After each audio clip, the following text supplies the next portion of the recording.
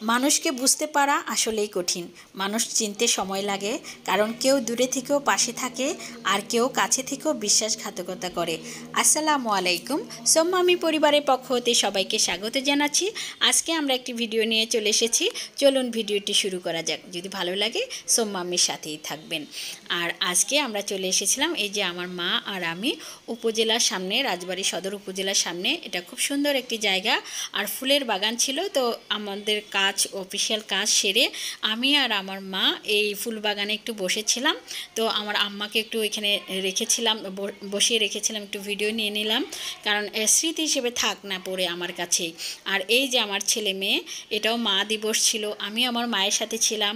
আর এই যে আমার ছেলে মেয়ে আমাকে মা দিবসের উপহার দিচ্ছে, এবং তার হাতে আরও কিছু ফুল আছে, সেগুলো তার মেজম্মা, আম্মা তাদেরকে দিবে, দাদিমা তাদেরকে দিবে। তো তারা যে ছোট মানুষ হয়েও যে মায়েদের কথা মনে করেছে, এটাই তাদেরকে ধন্যবাদ। এই যে বৌমাও আছে আমাদের সাথে।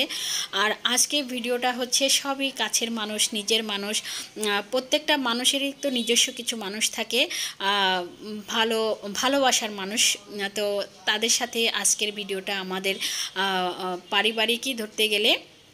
আর এই যে আমাদের একদম কাছের কলিগ, ওরাও আমাদের এসেছিল। আরেকটা রমজান চলে এসেছিল, রমজানের একটা স্মৃতি ভিডিওটা আমার ছিল আমার কাছে। তো এখানে একদম নিতান্তই কাছে যারা আছে পরিবারের মানুষ, তারাই কিন্তু আমার সাথে আছে।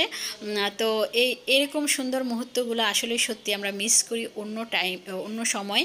আর এখানে কিন্তু সবাই, আমাদের পরিবারের সবাই আছে। আর এই যে অনেক খাবার দাবার। আর এই রমজানটা কিন্তু আবারও সামনে আসছে, আমরা আবারও অপেক্ষায় করছি। সারা বছর কিন্তু আমরা রমজানটার জন্য অপেক্ষা করি। আর এই যে আমাদের একদম সুন্দর সুন্দর কিছু কলিগ আছে, এরা সবসময় আমার কাছে, পাশের মানুষ, কাছে থাকে।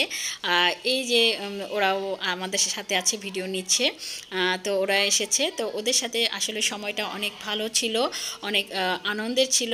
ওরা যখন কাছে থাকে তখন আসলে বুঝতেই পারি না, থাকে না মানুষের কিছু কাছের মানুষ, এরা হচ্ছে সেরকমই আমার কাছে মনে হয় আপনজন।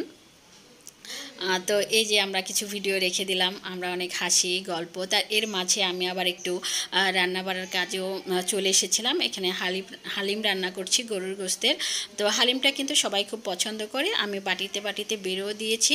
আর সেটাই দেখছিলাম যে আসলে কোন প্লেটে কোনো কিছুর কমতি আসছে কিনা, কিংবা দেইনি এরকম কিছু হয়েছে কিনা, সেটাই দেখছি। আর রমজানে এরকম 2টা টেবিল একসাথে করে যখন বড় একটা আয়োজন করা হয় ইফতারের, এটা আসলে মিস করি সবসময়। আর এখানে আমি কিছু চিকেন ফ্রাই ভেজে নিচ্ছি, সেটাও তুলছি। আর আসলে নিজে হাতে তৈরি করা যে কোনো কিছুই কিন্তু খেতে যেমনই হোক, আনন্দটাই আলাদা আলাদা, যে নিজের হাতে খাবারগুলো আমি তৈরি করি। আর বিশেষ করে আমার করতেও ভালো লাগে। তাই এই যে আমি চিকেন ফ্রাইটা করে নিই, আসলে পারফেক্ট হয়েছে, দেখতেও যেমন সুন্দর হয়েছে, খেতেও কিন্তু অসম্ভব মজার খাবার। আমি নিজে ঘরেই তৈরি করে দিই বাচ্চাদের, বিশেষ করে। মেয়েগুলোও এখন বড় হয়েছে, ওরাও কিন্তু এখন বিভিন্ন ডিশ তৈরি করে। এই যে একটা খাবার, এটা আমার মেয়ে তৈরি করেছে, আর ওরাও খাচ্ছে, আমিও ছিলাম সাথে। তা আজকের মতো এখানে, আল্লাহ হাফেজ।